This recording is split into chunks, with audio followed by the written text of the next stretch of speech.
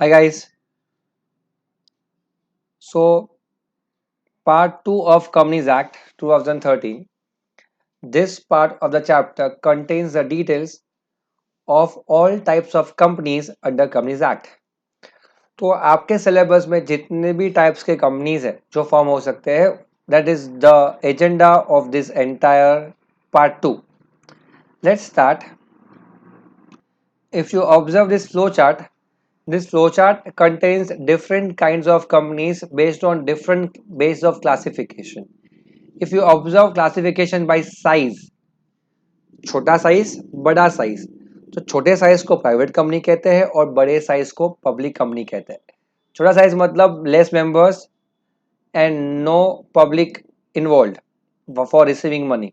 Public company मतलब जहां पे आप पब्लिक से रिसीव कर सकते हो पैसा. That is classification based on size. When I say classification based on liability, then you will be having limited company and unlimited company.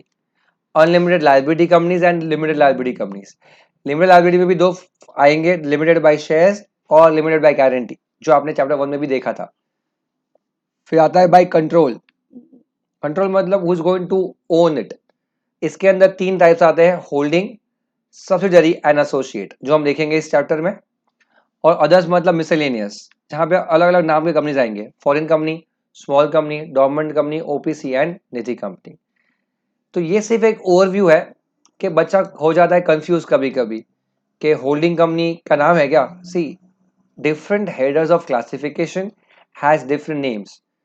Generally company जो होगी वो प्राइवेट या पब्लिक ही होगी, but by way of liability it may be limited unlimited, by way of control it may be holding subsidy, और by way of nature it may be dormant, OPC, Nidhi, etc. Let's start learning the same. पहला आता है private company. This is what we have to learn in private company. इतना छोटा सा part है. अब private company means what? It refers to a company having paid up capital as may be prescribed. Now what is prescribed in law? Nothing. अभी के लिए law ने कर दिया है जीरो. मतलब private company can have capital as much as they want. मतलब may B town 100 रुपए से लेकर जितना चाहिए उतना. पहले इट वॉज 1 लाख. अब there is no minimum limit available, so you can have liabilities, you can have capital as required. There is no minimum criteria available now. You should have something, not zero actually, but what is the minimum quantum? No quantum specified. मतलब private company has no quantum of capital. You can say, but you have to write what? How? You have to write having paid up as may be prescribed, and in its articles of association, in its articles of association, it should have following content. ये जो content है उनके articles of association में होना चाहिए. Articles of association क्या है? Rules and regulations की डायरी. एक्चुअली क्या है हम पार्ट 3 में देखते हैं, बट एज ऑफ नाउ जहां पे कंपनी के रूल्स और रेगुलेशन लिखे हो, that is MOA and AOA. ठीक है, तो उसके प्राइवेट कंपनी के एओए में कौन से रूल्स लिखे गए होंगे? पहला आता है, it shall contain restrictions regarding transfer of its shares. तो प्राइवेट कंपनी के रूल्स के अंदर there should be a restriction regarding transfer of shares. Now what does that mean? Now I will tell you in detail. Transfer of shares के कोई restrictions, मैंने ऊपर के first part में आपको कहा था transfer of shares is restrictive in private company. I give example.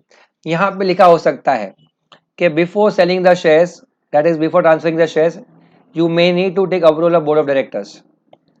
ऐसा लिखा जा सकता है. Number 2, the shares of the company you can be selling it only to the members and not to non-members. मैंने आपको क्या कहा कि there should be some restriction. Law has not specified the restriction. Law has specified restriction होना जरूरी. आपको जो ठीक लगे रखो. Don't make it free. Don't make it free transferable. तो ऐसा लिखा होता है नॉर्मली कि इस कंपनी के शेयर्स को बेचने के लिए, प्राइवेट कंपनी के शेयर्स को बेचने के लिए आपको बीओडी का राइटिंग अप्रूवल लेना पड़ेगा. इस कंपनी को शेयर्स आप उसी को बेच सकते हो जो मेंबर हो, नॉन मेंबर को आप नहीं बेच सकते. क्यों? क्योंकि ये प्राइवेट कंपनी है, पब्लिक नहीं है. ऐसा कुछ ना कुछ लिखा होगा. आपको क्या लिखना है? आपको सिर्फ इतना ही लिखना है, there should be some restriction. हर कंपनी अपने खुद के रेस्ट्रिक्शंस बना सकती है, मैंने आपको सिर्फ एग्जांपल्स दिए, वो रिस्ट्रिक्शंस क्या हो सकते हैं. Number 2, its maximum number of members should not be more than 200. Private company के अंदर मैक्सिमम नंबर ऑफ मेंबर्स जो होंगे वो कितने होंगे? मैक्सिमम 200. याद रखना, पहले का जमाना खत्म, नया लॉ के अंदर the limit is 200. Don't get confuse. The maximum number of members what you can keep is 200. लेकिन अगर कोई मेंबर है जो जॉइंट है, मैंने और मेरे वाइफ ने मिलके एक जॉइंटली शेयर खरीदा एक प्राइवेट कंपनी का, मैं भी मेंबर हो गया और मेरी वाइफ भी मेंबर हो गई. अब मैं और मेरी वाइफ जब मेंबर है तो हम उसको दो गिने या एक, फॉर विच पर्पस? 200. लॉ बोला joint holders shall be counted as one for counting the limit of 200. मियाँ बीवी दो होते हैं, दो मेंबर्स, बट काउंटिंग के लिए कितने गिने जाएंगे? एक. नंबर 2, ये कहता है अगर एम्प्लॉयज को या एक्स एम्प्लॉयज को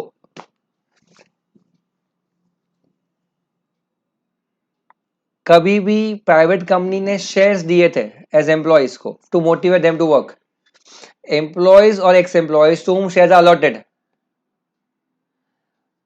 उनको 200 के लिमिट में काउंट नहीं करना चाहिए, भले ही वो कंपनी के मेंबर्स है. मतलब जब 200 की लिमिट काउंट की जाएगी, कंपनी ने अपने एम्प्लॉयज को शेयर्स बांट दिए, जैसे ही आप शेयर्स दोगे वो मेंबर बन जाएंगे, लेकिन उस मेंबर्स को हम 200 की लिमिट में काउंट करेंगे या नहीं करेंगे? नहीं करेंगे. जो एम्प्लॉयज है और शेयर्स अलॉट किए हैं, जो एम्प्लॉयज थे और शेयर्स अलॉट किए थे, अब वो एम्प्लॉयज नहीं रहे, बट उन्होंने कंपनी के शेयर्स बेचे नहीं है. बट जब भी कंपनी अपने शेयर्स एम्प्लॉयज को, एम्प्लॉय स्टॉक ऑप्शन, एम्प्लॉयज को शेयर्स बांटती है, तो उसे किस में काउंट नहीं किया जाएगा? 200 की लिमिट में काउंट नहीं किया जाएगा. Number 3, private company are prohibited to invite to whom? To public for securities. Private companies cannot issue securities to public. Private companies cannot issue securities to public. दुनिया पब्लिक को वो शेयर्स बेच सकती नहीं है क्योंकि वो प्राइवेट कंपनी है. तो ये 3 क्राइटेरियाज है जो आपके जीवन में आपको जिंदगी भर याद रखना है. आंखें बंद करके सोचो, मैं जो बोल रहा हूँ आंखें बंद करना please.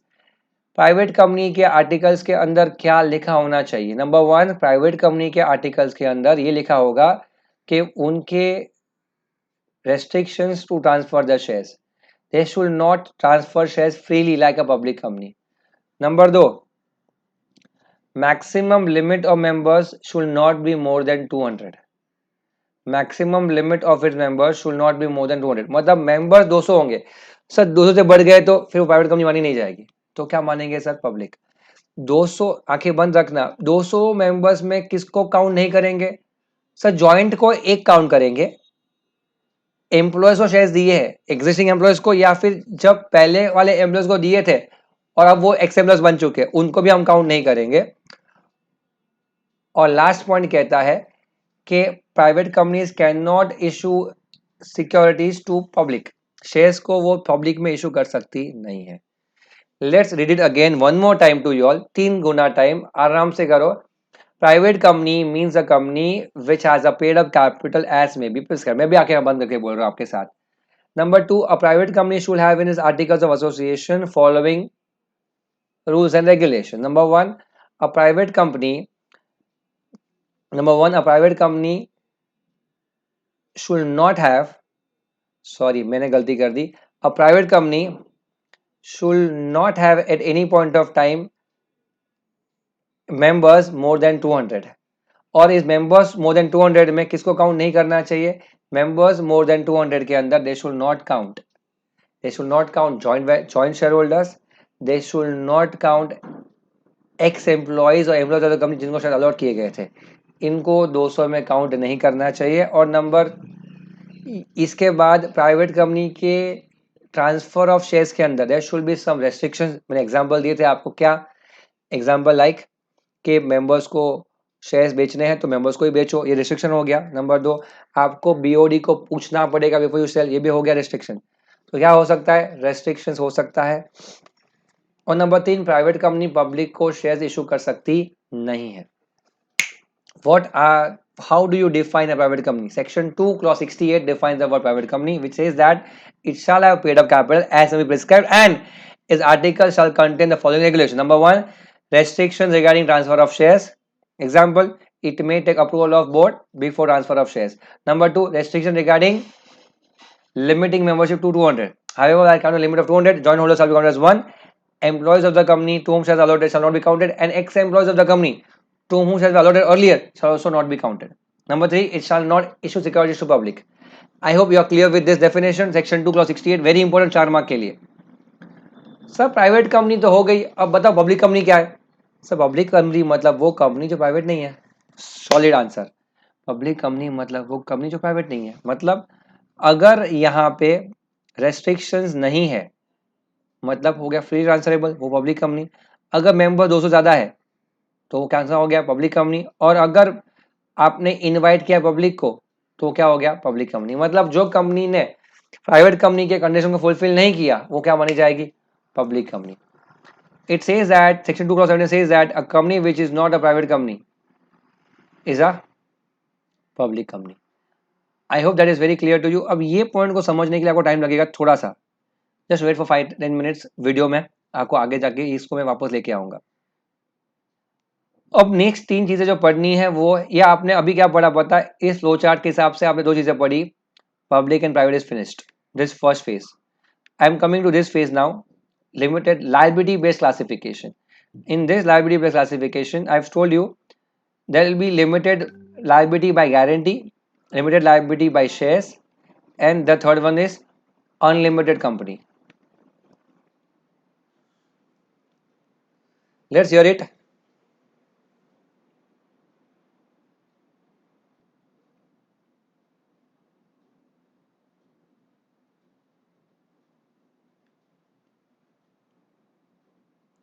So guys, let's start. Now, limited by guarantee. I've talked the same stuff even earlier in part 1, but let's restart again. In this case, the liability of is limited up to the amount guaranteed by the member to contribute to the company in the event of winding up. Let's be very clear. The liability is limited to the extent of unpaid amount guaranteed by the members to contribute to the company in the event of winding up. It means every member will be guaranteeing the amount what they can pay if the company goes into liquidation. इसे कहते हैं कौन सी company? Guarantee company. जहां पे members तो आप हो बट आप इक्विटी शेयर्स लेके नहीं बैठे हो, आप सिर्फ गारंटर बन के बैठे हो कंपनी के अंदर. If example I say Mr. X is a guarantor for rupees 1 lakh and he promises to pay rupees 1 lakh in case where company goes into liquidation requires money. इसे कहते हैं क्या? Guarantor under the same. Limited by share. In this case, the liability of the company shall be limited. Liability of the members of the company. Member word miss हुआ है. Members of the company shall be limited to the up to the amount of unpaid shares held by them. In other words, liability shall not exceed face value or nominal value. Maximum liability कितनी होगी? 10 रुपए का share है तो 10 रुपया, face value 10 रुपया है तो. बट अगर उसमें 4 रुपया पे कर दिया है तो 6 रुपया will be your maximum liability. जितना भी आपका अनपेड अमाउंट ऑफ शेयर्स है वही आपका लाइबिलिटी होगा. अगर कंपनी लॉस ज्यादा हो गया still you will not be liable to that because आपकी liability is maximum how much? To the extent of unpaid amount of shares held by you. Number 3 is what? Unlimited liability company. Unlimited liability. इसकी liability कितनी है देखो यहाँ पे. It refers to a company where liability of its members is to the extent of debts of the company. In other words, the liability of members is equivalent to the liability of the company. However, the liability of shall be invoked only during winding up. ये कहता है कि unlimited liability of members में liability of members shall be to the extent of liability of the company. To the extent of liability of the company उतना ही liability इनका रहेगा. लेकिन ये जो अनलिमिटेड लायबिलिटी है वो स्टार्ट कब होगा? वो स्टार्ट होगा जब वाइंडिंग अप होगा, जब कंपनी बंद होगी तब. मतलब जब तक कंपनी चालू है तब तक आपकी लायबिलिटी सिर्फ कितनी होगी? जितना आपके शेयर की प्राइस है, फेस वैल्यू है. अगर आपकी शेयर की फेस वैल्यू 10 रुपये है तो आपकी लायबिलिटी कितनी 10 रुपये होगी.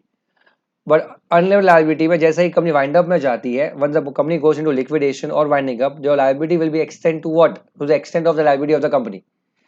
It means that during winding up, the liability of a member will exceed the face value, and that will be equivalent to the liability of the company. But till the company is not wound up, तब तक liability कितनी होगी? Maximum to the extent of face value. उससे ज्यादा नहीं. This is the detailed version of unlimited company. You have seen 3 year.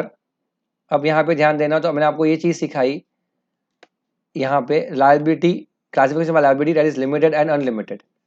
Now limited मतलब क्या? Limited by shares या limited by guarantee. Limited shares के अंदर liability will be extend to what? Face value of the share, and that to the extent of unpaid value to it, जितना पे नहीं किया है. लिमिटेड बाय गारंटी में to the extent of amount guaranteed by the member to contribute in the event of winding up. Unlimited liability में liability will be equivalent to what? Liability of the company. However, the unlimited liability will invoke when only during winding up, not before that. अब आगे जाते हैं, ये 3 हुए. अब आगे जाते हैं होल्डिंग. देखो यहाँ पे क्या लिखा था हमने, holding subsidiary associates. It is classification by control.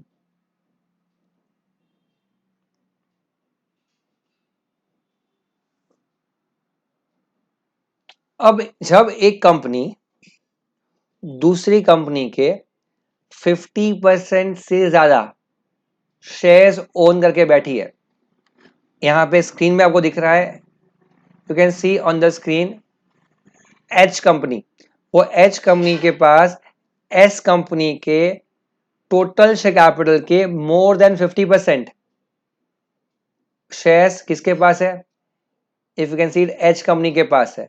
In this situation H company is controlling S company by what? By holding more of shares.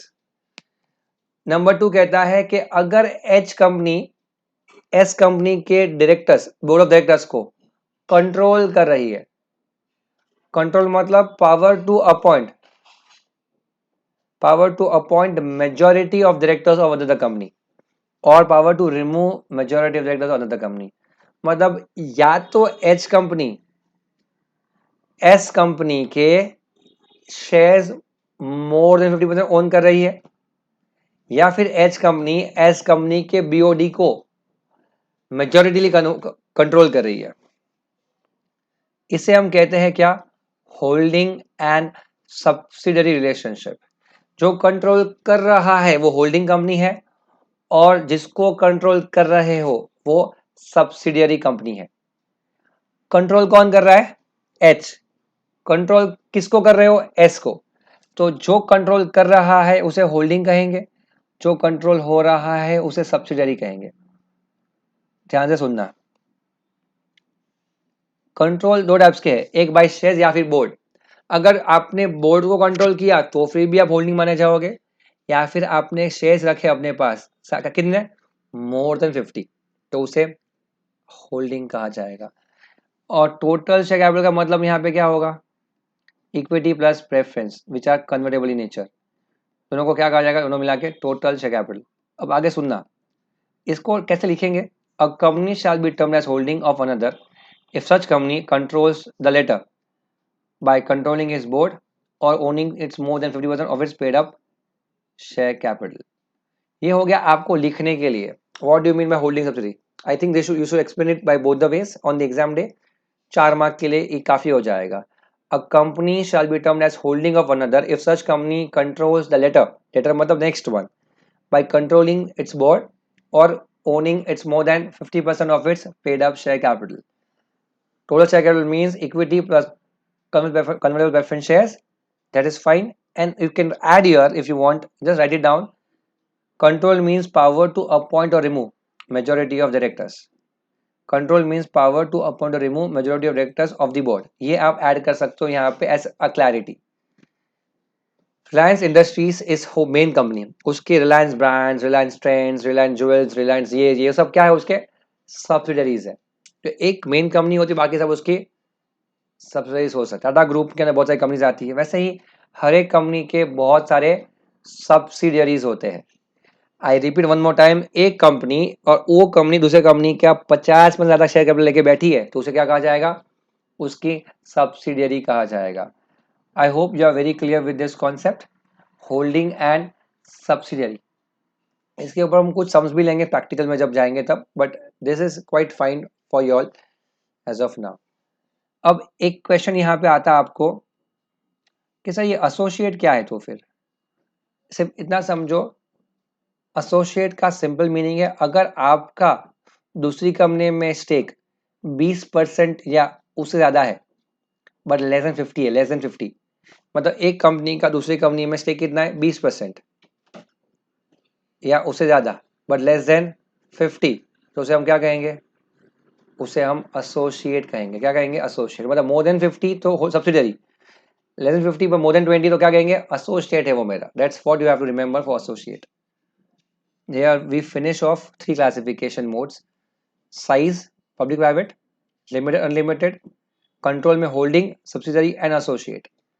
Moving forward to the fourth one, others. इसका कोई reference नहीं है, मैंने इसको mix किया है, सब बाकी के सब कंपनीज को इधर ले लिया है। अब शुरू करते हैं बाकी companies, starting with OPC and moving forward. ठीक है, आप आते हैं पहले 1% कंपनी पे। सेक्शन का नाम है सेक्शन 2 क्लॉज 62।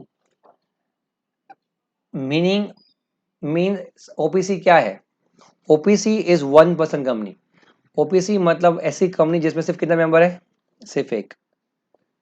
सिर्फ कितने मेंबर है, सिर्फ एक। That is only one member. So is it like a sole proprietorship? So no, it is not like a sole proprietor, it is a replacement to sole proprietorship. मतलब if in sole proprietorship liability is unlimited, your liability is limited. The most important part, OPC will have limited liability. Now let's see what it is given. Meaning से इतना, it means a company having how many members? Only one person as a member. Features क्या है उसके? Except for specific provisions in OPC, provisions of private company applies to OPC. It says that wherever there is no law for OPC, the laws applicable to private company shall apply in OPC. Whenever there is no law to OPC, provisions of private company shall apply to OPC. OPC shall also have one nominee member. OPC के लिए कितने members होने चाहिए, तो member एक होगा, और वो मेंबर मर गया तो उसके लिए क्या होगा, एक नॉमिनी होगा। कि आप अपॉइंट करोगे कि मेरे मरने पे मेरे बदले कौन इसका मेंबर बनेगा, उसका नाम यहाँ पे लिख के रखोगे, उसको क्या कहते हैं, नॉमिनी मेंबर। मतलब मान लीजिए मेरी एक ओपीसी कंपनी है, तो मुझे लिखना पड़ेगा कि मेरे मरने पे मेरी वाइफ इस कंपनी की मेंबर बनेगी, और मुझे वो सबमिट करना पड़ेगा, मेरी वाइफ का अप्रूवल लेना पड़ेगा कि my wife have no problem to do so. इसे कहते हैं क्या, नॉमिनी मेंबर। फिर ये कहता है the word OPC shall be mentioned below the name in brackets. मान लीजिए ध्वनिक Shah is the name of the company, ध्वनिक शाह, उसके नीचे ओपीसी ब्रैकेट में।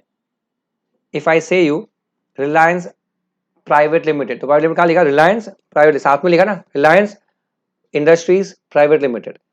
अगर वो पब्लिक कंपनी है तो रिलायंस इंडस्ट्रीज लिमिटेड, कहाँ लिखते हो आप पता है, apparently Reliance Industries limited, Reliance Industries private limited. लेकिन अगर आपकी कंपनी ओपीसी है, if your company is becoming an OPC, then Reliance Industries, नीचे ब्रैकेट में आएगा OPC. It means that OPC कहाँ लिखना होता है, आपके नाम के नीचे इन द ब्रैकेट्स। बाकी केसेस के अंदर कहाँ लिखा होता है, आपके नाम के साथ में। आई hope that is very clear. जो भी मेंबर बनेगा वो कौन होगा, he should be resident of India and Indian citizen, natural person. मतलब अ फॉरेनर या फिर जो इंडियन सिटीजन नहीं है वो क्या नहीं बन सकता, वो ओपीसी का मेंबर नहीं बन सकता। And only natural person can have an OPC. मतलब एक कंपनी की ओपीसी नहीं हो सकती क्योंकि कंपनी आर्टिफिशियल पर्सन है, ओनली नेचुरल पर्सन की ओपीसी हो सकती है। Very important to understand. आपको समझ में आ रहा है,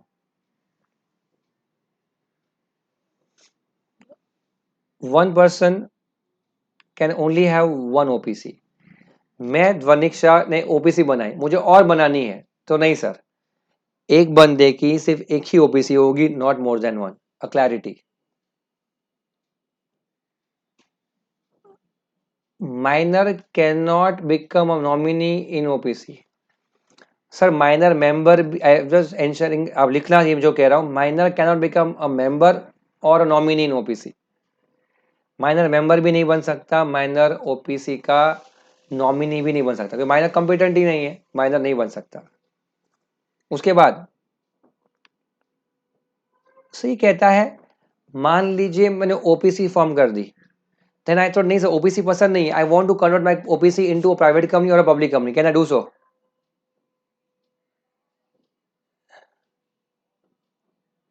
Sir, I cannot make my company converted for how many years? So I cannot make my company. So I cannot convert my company into any other company for at least 2 years. For at least 2 years. मतलब जैसे ही मैंने company form कर दी as OPC company, उसके बाद अगले 2 साल तक मुझे सिर्फ वही कंपनी कंटिन्यू करनी है।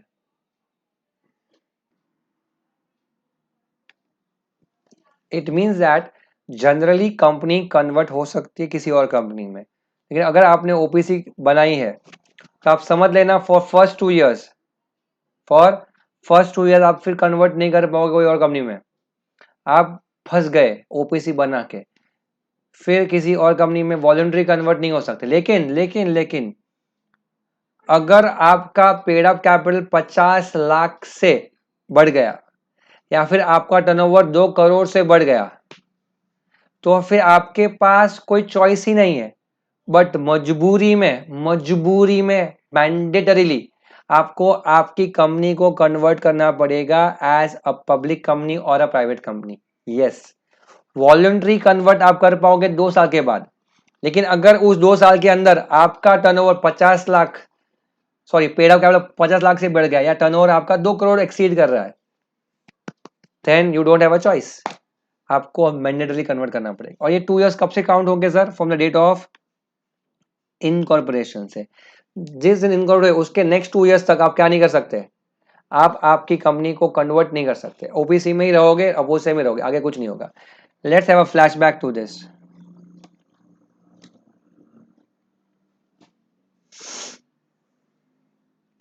फ्लैशबैक ये है कि OPC is a company having how many members? 1। Number 2, OPC के अंदर नॉमिनी होगा, यस, कितना? 1। नंबर 3, ओपीसी कहाँ लिखा होगा? नाम के नीचे। नंबर 4, कौन ओबीसी बना सकता है? ओनली नेचुरल पर्सन, मतलब कौन नहीं बना सकते? जो इंडियन नहीं है वो नहीं बना सकते, जो आर्टिफिशियल पर्सन है जैसे कंपनी वो नहीं बना सकती ओबीसी। एक बंदे की कितनी ओबीसी होगी? मैक्सिमम 1। क्या माइनर बन सकता है ओबीसी का मेंबर? नो। क्या आप कंपनी को कन्वर्ट कर सकते हो किसी और कंपनी में ओबीसी को? Only after 2 years of incorporation. लेकिन मजबूरी में कब कन्वर्ट करोगे? जब आपका टर्नओवर बढ़ जाता है 2 करोड़ या आपका पेड़ बढ़ जाता है 50 लाख से ऊपर, तो फिर तो आपको करनी ही पड़ेगी एज अ प्राइवेट कंपनी और public company. That is all about what? That's all about OPC. OPC section 2 clause 62।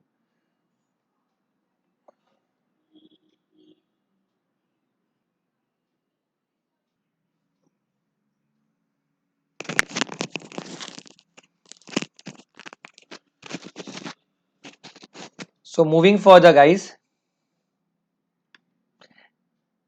अरे यार hold on,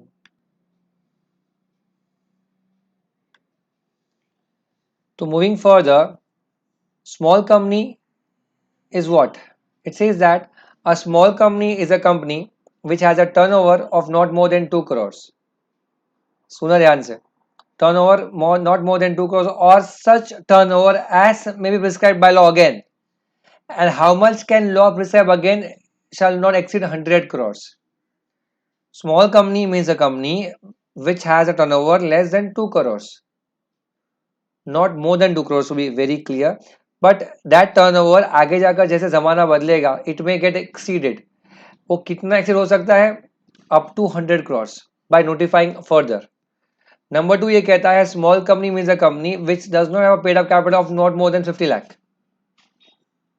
अब वो 50 लाख आज के जमाने में 50 लाख है, आगे जगह क्या हो सकता है? विच में not exceed 10 crores, which may not exceed 10 crores. I repeat it again, small company मतलब ऐसी कंपनी जिसका टर्नओवर 2 करोड़ से ज्यादा नहीं है, जिसका टर्नओवर, जिसका पेड अप कैपिटल 50 लाख से ज्यादा नहीं है आज, बट जैसे ही सालों बदलेंगे, ज़माना बदलेगा, इन्फ्लेशन बढ़ेगा, तो शायद तक हम ऐसा कह सकते हैं कि turnover less than 100 crores is a small company. We may say turnover paid up capital less than 10 crores may be a small company. As of now, 2 CR and 50 lakh is the conditions to have it as a small company. Number two, turnover less than 2 crores and paid up capital not more than 50 lakh is a small company. मतलब आपको दोनों चीजें ध्यान रखनी है, और कोई भी एक एक्सीड हो गया ना, then it is not a small company. If your turnover exceeds 2 crore or your paid up exceeds 50 lakh, it is not a small company.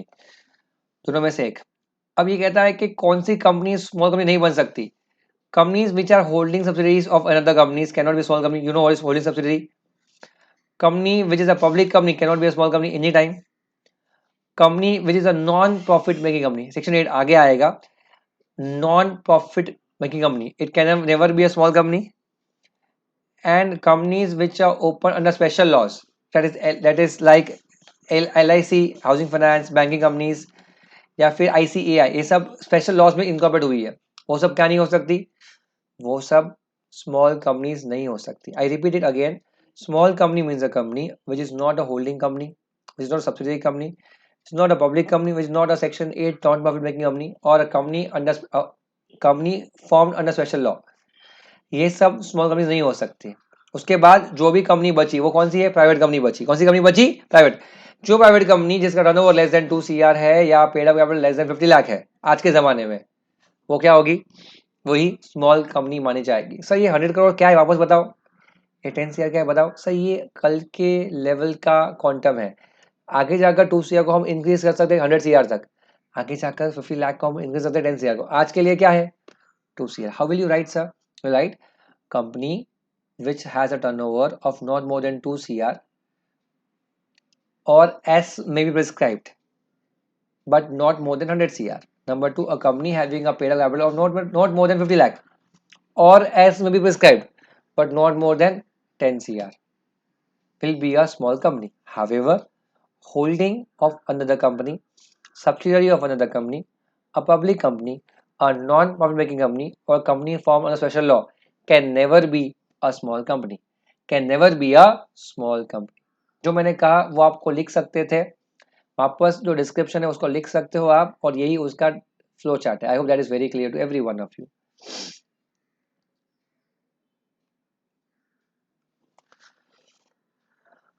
अब आता है नेक्स्ट वन 455 सेक्शन जिसका नाम है डोरमेंट कंपनी.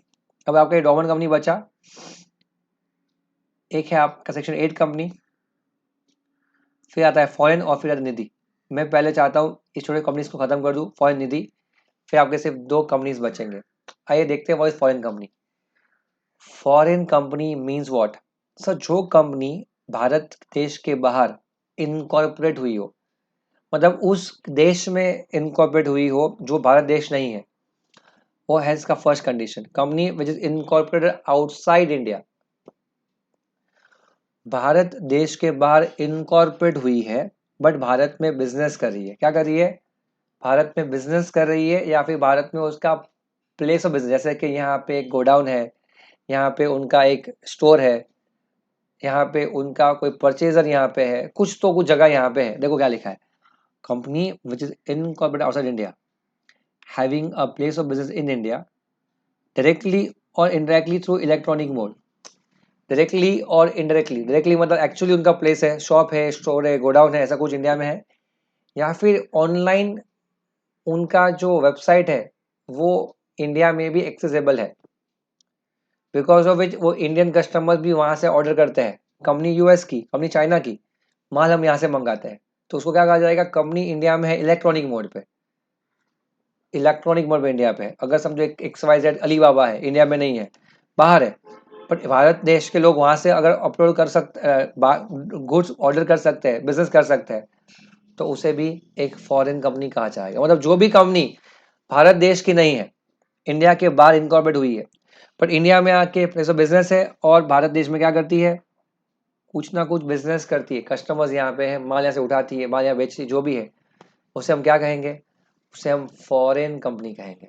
वापस मैं बोलता हूँ, company which is formed outside India, having a place of business in India, and doing a business in India is called as what? Is called as foreign company. वो business electronic mode मतलब online भी हो सकता है या फिर directly offline भी हो सकता है. I hope you are clear with this definition of foreign company. इसके बाद आता है Nidhi company. What do you mean by Nidhi company? Nidhi मतलब निधि नहीं, निधि मतलब फंड्स. निधि मतलब क्या? फंड्स, पूंजी, जमा राशि. अब निधि कंपनी किस लिए बनती है? एक ऐसी कंपनी है जो एक ही पर्पज है उसका, cultivating habit of thrift and savings. Cultivating habit of thrift and savings among his members मतलब पैसे बचाना और पैसे को इन्वेस्ट करना. और जब निधि कंपनी बनेगी उसके अंदर जो मेंबर्स होंगे वो कंपनी के अंदर क्या करेंगे? पैसा लाएंगे. 500 रुपया महीना, 1000 रुपया महीना, 2000 रुपया महीना, वो सब जमा करेंगे. फिर वही पैसा जो जमा हुआ निधि कंपनी के अंदर, उसी को किसको लैंड करेंगे?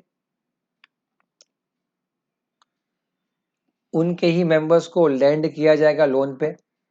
लोन दिया जाएगा मतलब ये ऐसा कंपनी होगा जो इसका ऑब्जेक्ट सिर्फ एक ही होगा. क्या? पैसे को रेस करना, रेस किए हुए पैसे को डिपॉजिट मारना और डिपॉजिट को अपने ही मेंबर्स को क्या करना? ब्याज पे देना.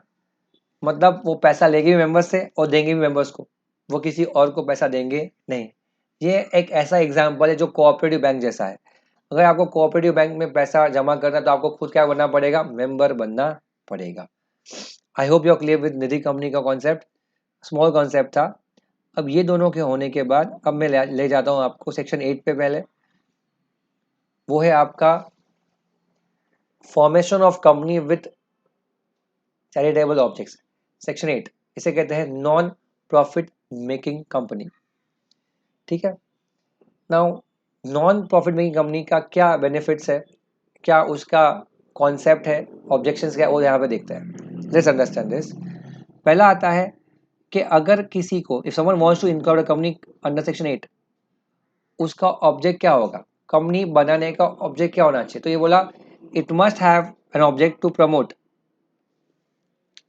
Commerce, arts, science, culture, religion, social welfare, education, research, charity और any other useful public object. मतलब आपका जो कंपनी का इनकॉर्पोरेट करने का जो ऑब्जेक्ट है वो ऐसा होना चाहिए जो ओवरऑल देश को, पब्लिक को, सोसाइटी को काम में आए.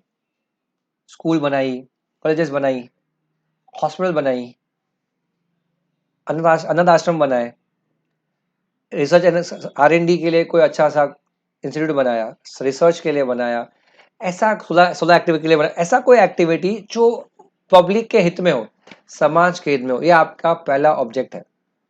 फिर ये कहता है जो भी आप इसमें से अर्न करोगे. सर ये ऐसा नहीं कहता कि आप धंधा नहीं कर सकते, आप बिजनेस करो, पर जो भी कमाया ना आपने वो आप आपके मेंबर्स को डिस्ट्रीब्यूट नहीं कर सकते एज डिविडेंड. वो आप डिस्ट्रीब्यूट नहीं कर सकते हो एज डिविडेंड. आपको वो वापस क्या करना पड़ेगा? वापस इन्वेस्ट करना पड़ेगा उसी बिजनेस में. मतलब शपथ लेनी पड़ेगी कि हम ऑब्जेक्ट कैसा रखेंगे जो समाज के हित में हो. Commerce, art, science, culture, religion, social welfare, education, research etcetera, ये उसके ऑब्जेक्ट्स हुए. और इसके साथ साथ ये क्या कहता है कि जो ऑब्जेक्ट्स है, ये जो ऑब्जेक्ट्स है उसका जो बेनिफिट है वो जो आपने अर्न किए वो आप डिविडेंड की तो मेंबर्स को नहीं दे सकते. वो सब आपको सिर्फ कहाँ रखना है? वो सब आपको आपके कंपनी, वो सब चीजें आपको, all profits what you have earned is just going to be reinvested in the same business. I hope that you are clear with this entire phase. Object क्या होना चाहिए और प्रॉफिट्स को डिविडेंड की तरह वापस देने का नहीं, वापस री इन्वेस्ट करने का. ये आपको शपथ लेनी है पहले. फिर आप एप्लीकेशन करोगे सीजी को कि भाई सीजी मुझे लाइसेंस दे. उन्होंने क्या लिखा है यहाँ पे? Discretion of CG to grant the licence. आप लिखोगे it shall be at the discretion of CG to grant the licence. Please यहाँ पे ये चीज लिखिए जो मैं कहता हूँ पॉइंट नंबर 2 पे. सीजी में सीजी में grant the license under section 8 if CG is satisfied regarding compliance of conditions. If CG is satisfied regarding compliance of conditions. Point full stop. इतना सिर्फ आप इस पॉइंट के अंदर ऐड कर देना. सीजी में मतलब सीजी को लगा कि सब सही बोल रहा है, झूठ नहीं बोल रहा है। अगर कल उठ के विजय माल्या बोले ना कि मैं प्रॉफिट को अर्न करके समाज सेवा में डालूंगा, तो कोई विश्वास नहीं करेगा विजय माल्या पे। इसीलिए सीजी के ऊपर दिया गया, वो चाहेगा तो हाँ बोलेगा, नहीं तो ना बोलेगा।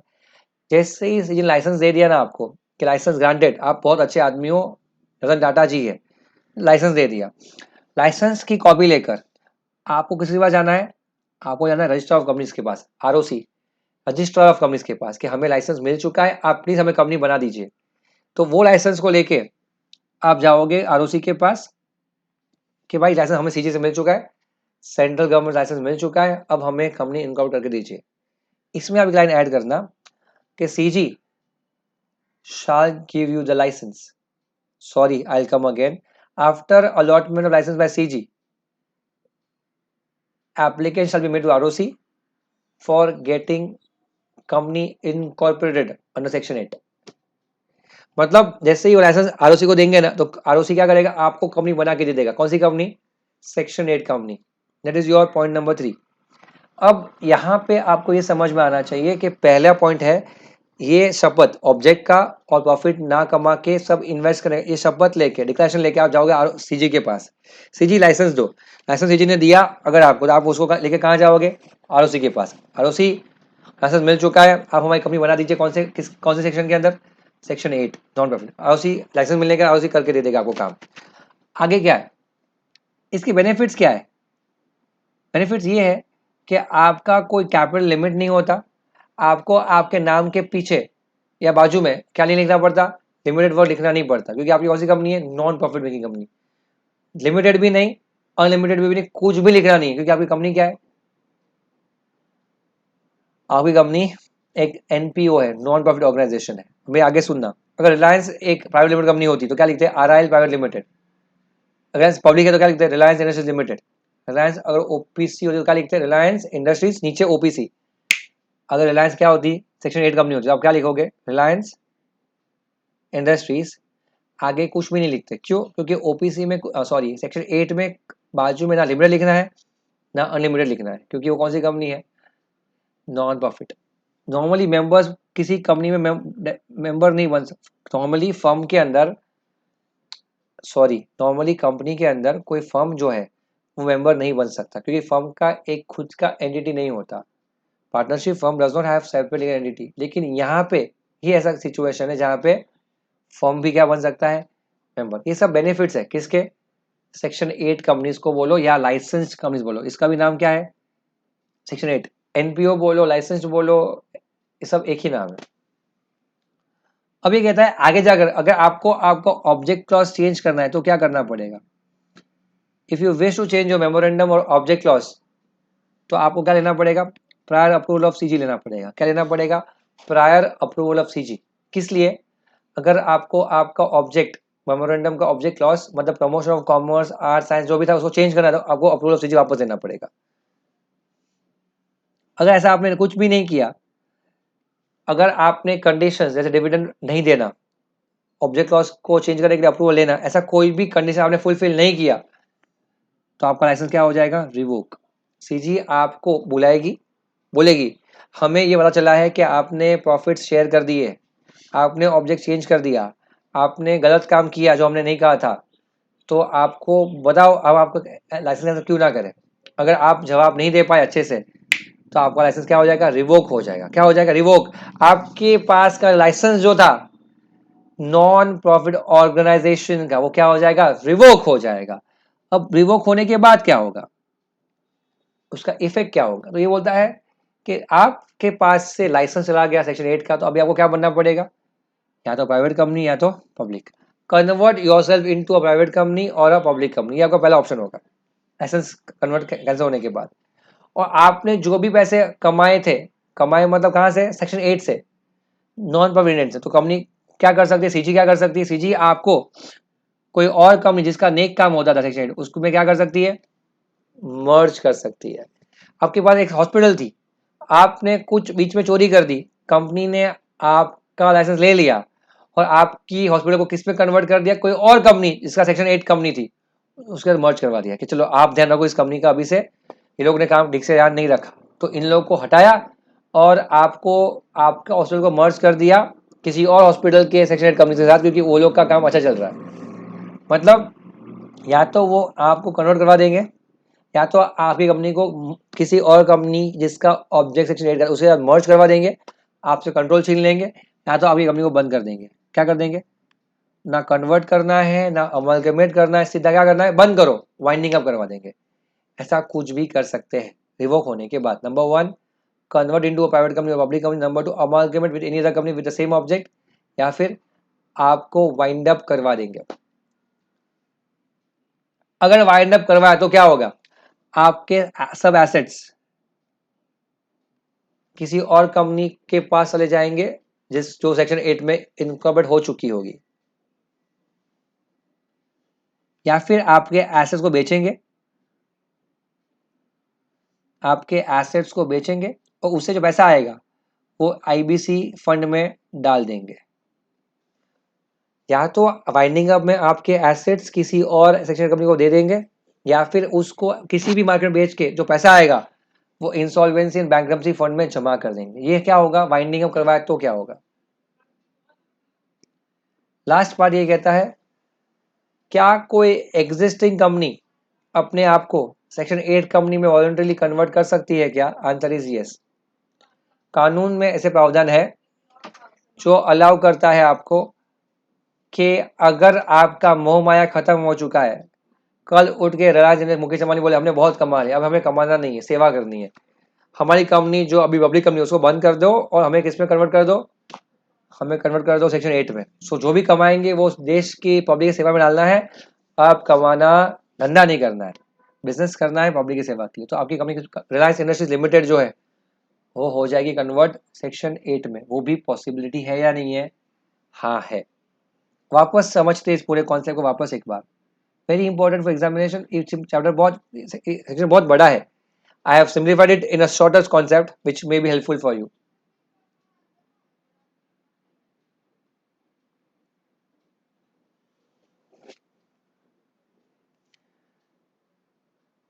अब formation of company with charitable object section 8 में एलिमेंट नंबर 1 आता है,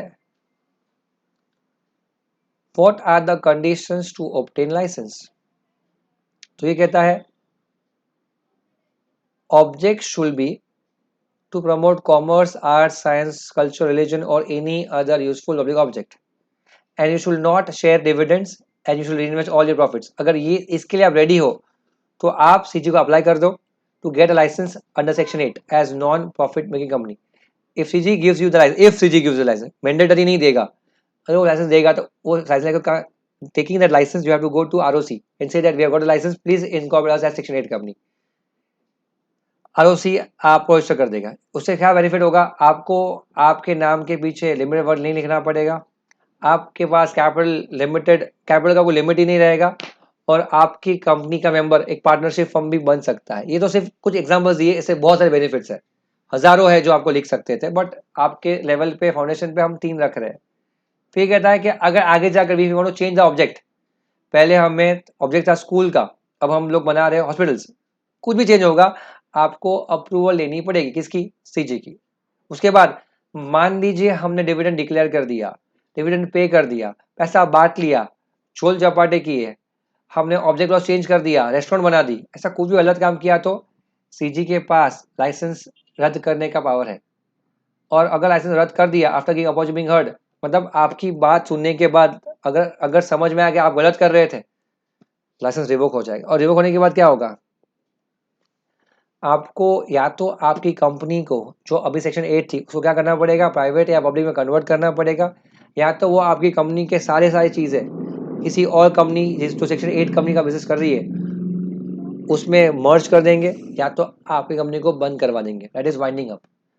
जो भी हो, अगर वाइंडिंग अप हुआ तो या तो वो एसेट्स को किसी और कंपनी को दे देंगे, या फिर वो एसेट्स को बेच के जो पैसे आएंगे वो आईबीसी फंड में डाल देंगे। एग्जिस्टिंग कंपनी जो कमर्शियल है, प्राइवेट पब्लिक, उस वो चाहे कि अपनी भावनाएं चेंज हो गई तो वो अपने आप को कभी भी कन्वर्ट कर सकते हैं into which company? Section 8 company. I hope you are very clear with this.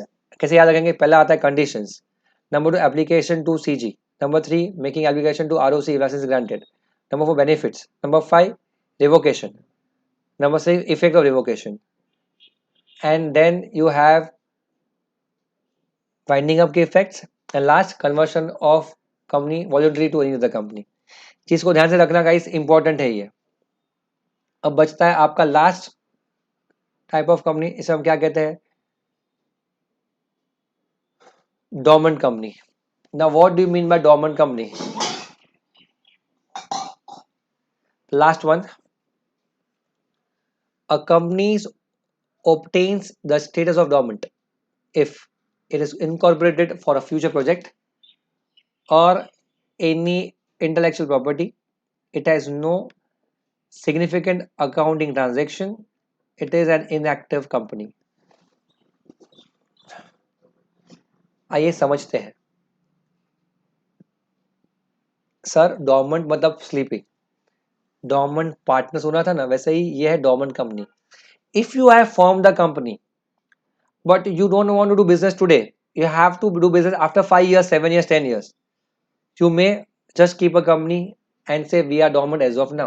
हम लोग अभी सो रहे हैं, हमको टाइम लगेगा जागने के लिए. as of now we are just into R&D, अभी के लिए हम चुपचाप बैठे, हम धीरे धीरे धीरे आगे आएंगे. या फिर आपकी कंपनी बन चुकी है बट आपके अंदर क्या नहीं है? सिग्निफिकेंट अकाउंटिंग ट्रांजेक्शन नहीं है. कोई मोटा मोटी ट्रांजेक्शन है ही नहीं, स्मॉल चिंदी ट्रांजेक्शन है. चिंदी, लाइट बिल भरा, मेंटेनेंस भरा, ऐसा कुछ भी चिंदी, कोई बड़ा काम हो ही नहीं रहा है. या फिर आपकी कंपनी क्या है? इनएक्टिव है. मेरा क्वेश्चन आपसे ये है कि डोरमेंट स्टेटस कौन सी कंपनी के लिए जरूरी है? डोरमेंट मतलब स्लीपिंग स्टेटस कौन सी कंपनी के लिए जरूरी है? नंबर 1, जो कंपनी का धंधा फ्यूचर में होने वाला है या फिर एक एसेट लेके बैठी है, काम बाद में करेगी तो. नंबर 2, अगर उसके ट्रांजेक्शन सिग्निफिकेंट नहीं है तो. और नंबर 3, वो इनएक्टिव है तो फिर उसे डोरमेंट के लिए अप्लाई करना पड़ेगा आरओसी को कि भाई हमारा लाइसेंस दे दीजिए कोई भी, बट हमारा स्टेटस क्या रखो? डोरमेंट. अभी के लिए हम सो रहे हैं. वी में भी प्राइवेट कंपनी, वी में भी पब्लिक कंपनी, बट इंपॉर्टेंट क्या है कि हम अभी बिजनेस करना नहीं चाहते, हम अभी बिजनेस नहीं कर रहे हैं.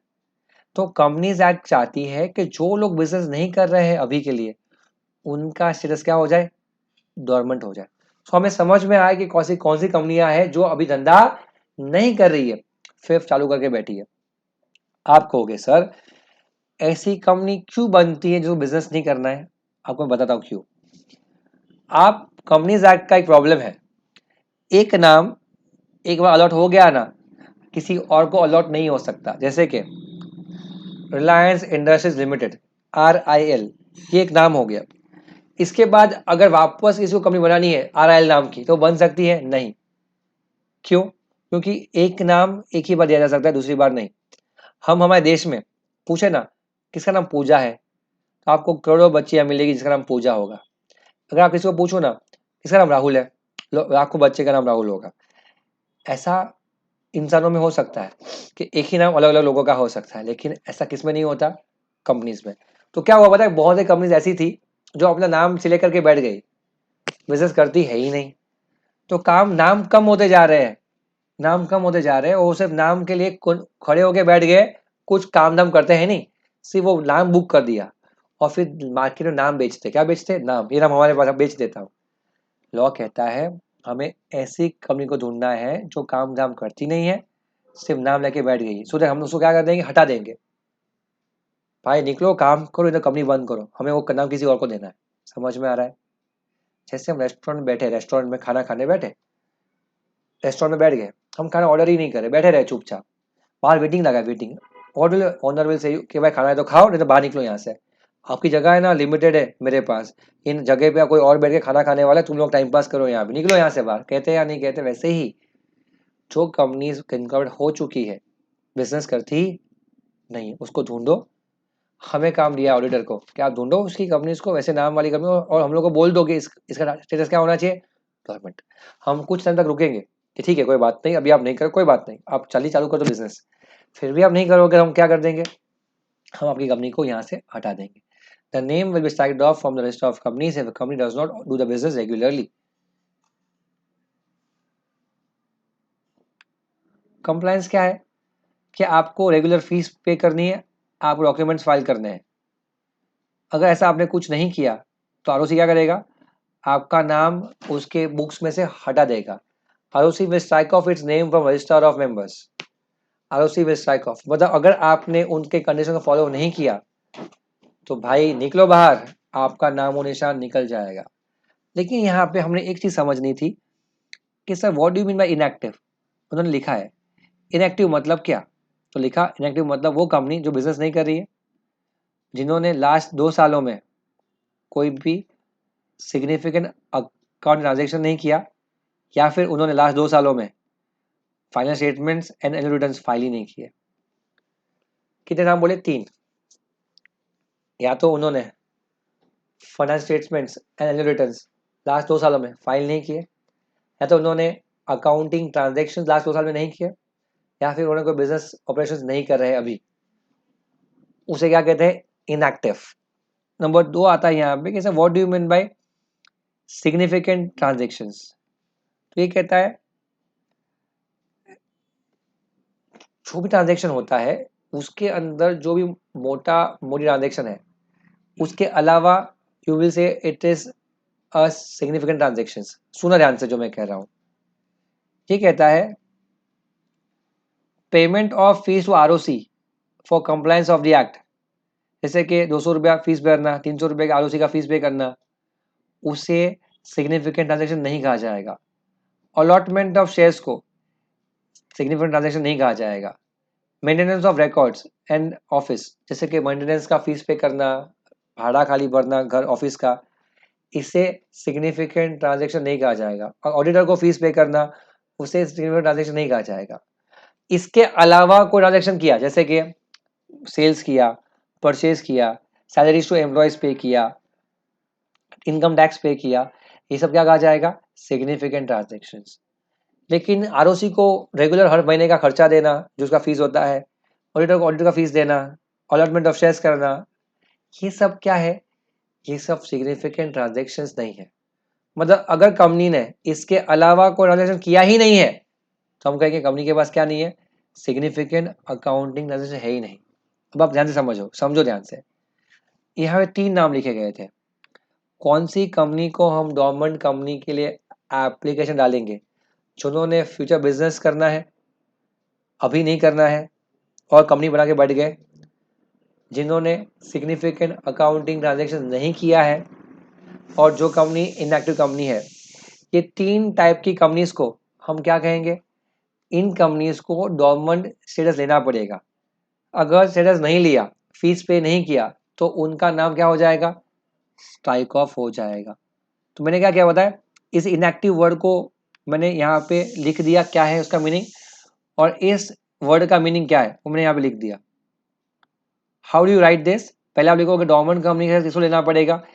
इनको लेना पड़ेगा। फिर आप लिखोगे नहीं लिया तो क्या होगा? उनका नाम हट जाएगा। फिर आप लिखोगे कि what is the meaning of inactive company, आप लिखोगे what is the meaning of significant transaction. इसको मिला के आपका ये डेफिनेशन 5 से 6 मार्क का होगा। This is your dormant company finally. अब आप देखोगे ऊपर आके तो अपन ने एग्जैक्टली 1 घंटा लिया है। Private company, public company, limited by share, limited by guarantee, unlimited company, holding company, subsidy company, associate company, foreign company, small company, government company, OPC company and Nidhi company. इतनी कंपनियां हमने देखी और हमने एग्जैक्टली अप्रोक्सीमेटली 1 आवर लिया है इस पूरे पार्ट को समझने के लिए। आई एम श्योर आपको ये समझ में आ गया होगा। We have finished 70% of companies act. अब एक 2 लेक्चर्स आएंगे, मैक्सिमम 1 घंटे के दोनों मिला के होंगे, एंड हमारा बड़ा काम। We have taken a lot of time to learn contract, a lot of time to learn Sales of Goods Act. These were the bigger ones. And I am sure जब आप इसको पूरा करोगे you will understand कि क्यों हमने इसको late रखा था। ये कोई बड़ा तीर नहीं है, छोटा तीर है। So very small topic, very easy. अब आएंगे next 2 videos. Please finish it by 6 this 2. ठीक है, take care, see you next class.